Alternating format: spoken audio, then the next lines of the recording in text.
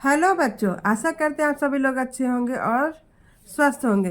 तो जैसा कि बच्चों आज pre board high school pre board का एग्ज़ाम हुआ, तो जिसमें पहला पेपर हिंदी का है। तो चलिए बच्चों देखा जाए हिंदी के बहुविकल्पी यानी जो ओमार सीट पर जो प्रश्नों के हल किए जाते हैं उनके प्रश्न है। पहला है, हंस पत्रिका के प्रथम संपादक थे तो कौन थे? प्रेमचंद जी। अर्धनारीश्वर के लेखक हैं। अर्धनारीश्वर के लेखक देखिए, ये सभी चारों विकल्प गलत है। अर्धनारीश्वर के लेखक रामधारी सिंह दिनकर जी हैं। एक घूंट की विधा कौन सी है? तो वैसे तो ये एकांकी है। एकांकी इस विकल्प में नहीं लिखा है, तो आप नाटक पे भी कर सकते हैं। आगे देखिए, हिंदी गद्य का आरंभ माना जाता है। तो हिंदी गद्य का आरंभ 1850 से माना जाता है। रस मीमांसा के लेखक कौन है? तो आचार्य रामचंद्र शुक्ल है।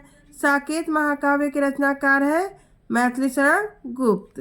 रीतिकाल की रचना है रामचंद्रिका, क्योंकि केशवदास रीतिकाल के कवि हैं, तो इसलिए रीतिकाल की रचना है रामचंद्रिका। और देखिए, छायावादी युग के प्रमुख लेखक हैं। तो देखिए, छायावादी युग के प्रमुख लेखक निराला जी हैं। यामा के रचयिता का नाम बताइए।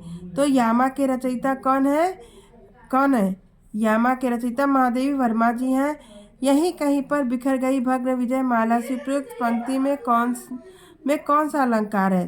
तो यहाँ पे देखिए सी आया, यानी समान धर्म बताने वाला ये शब्द आ गया, तो यहाँ पे उपमा अलंकार हो गया। ठीक है। रोला छंद में मात्राओं की संख्या है, तो मात्राओं की संख्या रोला में 24 होती है। आगे चलिए देखा जाए। करुण रस का स्थायी भाव शोक हो जाएगा। वर्षा होती तो अन्न उपजता। अर्थ के आधार पर वाक्य का भेद हो जाएगा संकेतवाचक। अध्यापक द्वारा कक्षा का जायजा लिया गया, तो इसमें वाक्य में प्रयुक्त वाच्य है कर्मवाच्य।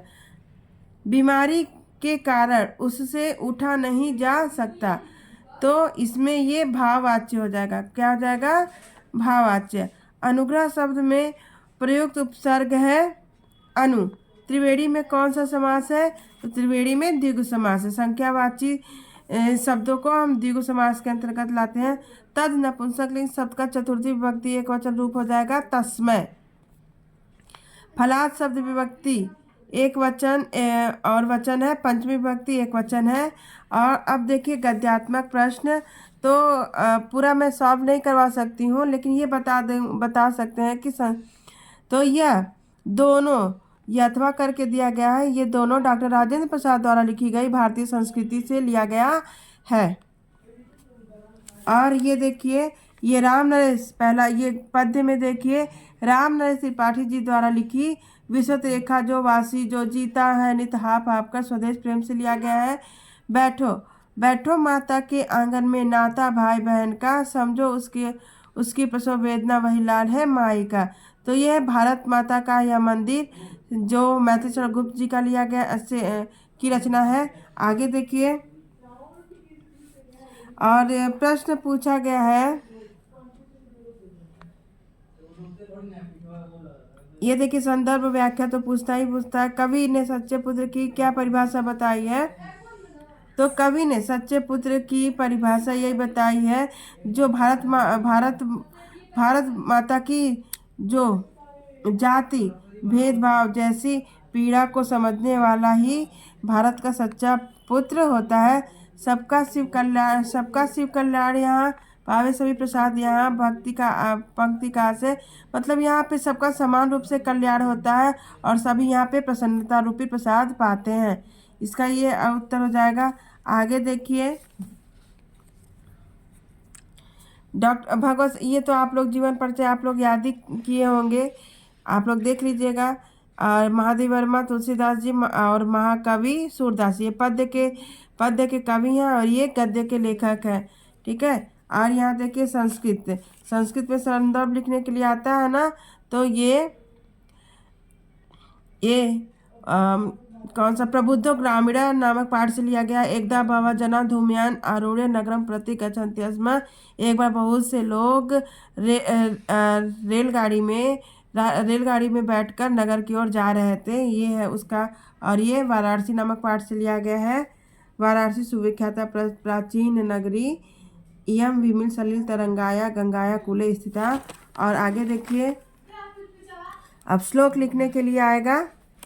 तो देखिए संस्कृत में ये देखिए गद्य से एक संदर्भ सहित अनुवाद लिखने के लिए आएगा गद्य से, और फिर एक श्लोक से आता है।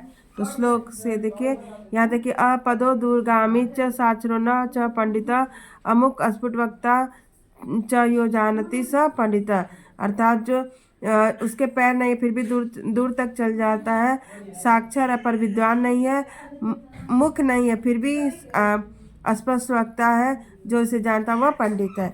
और यहाँ पे देखिए, ये अन्योक्ति विलास से लिया गया। नितराम नीचो स्मृति त्वम खेतकूपा कदापि माँ कृथा अत्यंत सहृदयो यतः परेशान गुण ग्रहितासी।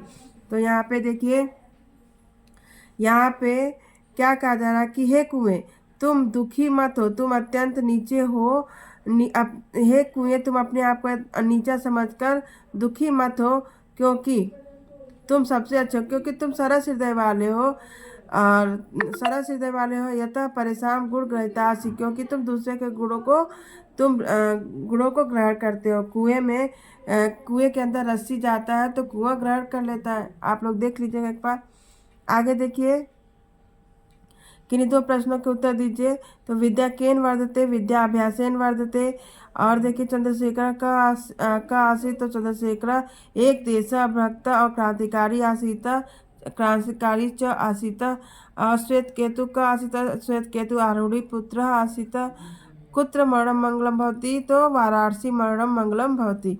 आगे देखिए, आप लोग निबंध देख लीजिए। निबंध किस पर आया है? पत्र लेखन आया है। देखिए, समस्या के निराकरण हेतु जिले के बिजली विभाग को एक शिकायती पत्र लिखिए। आगे देखिए, निम्नलिखित विषयों में से किसी एक विषय पर निबंध लिखिए। तो देखिए किन किन विषयों पर आया है निबंध। जीवन में विज्ञान का महत्व, वन महोत्सव, आज़ादी का अमृत महोत्सव, बेटी बचाओ बेटी पढ़ाओ। और ये देखिए, आप लोग अब जिस भी मंडल से हो, लेकिन बलिया में तो कर्ण काव्य ही पूछा जाता है। कर्ण काव्य से 2 प्रश्न है। कर्ण काव्य के आधार पर दूत सभा में द्रौपदी सर का सारांश लिखिए, और कर्ण काव्य के आधार पर श्री कृष्ण का चित्र किए। तो ये रहा प्री बोर्ड परीक्षा का हिंदी का पेपर। तो आप लोग देख लिए हैं। और अब अगर पेपर अच्छा नहीं हो तो और भी अच्छे से तैयारी में लग जाइए। और जिसका तैयारी अच्छा है उसके लिए wish you best of luck. धन्यवाद।